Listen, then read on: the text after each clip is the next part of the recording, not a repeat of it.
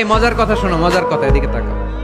অনেক মা ছেলের প্রশ্ন করে, আমি তোরে এত কষ্ট করে লালন পালন করলাম, আর বিয়ে করার পরে বউ তোর আপন হয়ে গেল। এরকম একটা কমন প্রশ্ন আছে না নাই? দেখ, চালাক ছেলে মারে উত্তর দিছে, মা তুমি মা ডাক শোনার জন্য জীবনে কি কষ্টটাই না করছো।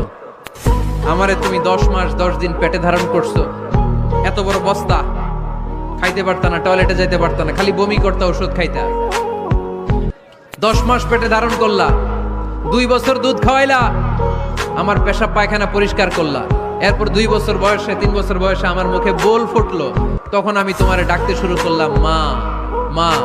এই মা ডাক শোনার জন্য তুমি এত কষ্ট করলা, আর পরের বাড়ির মাইয়া বাড়িতে আইসাই তোমারে ডাকা শুরু করছে মা মা।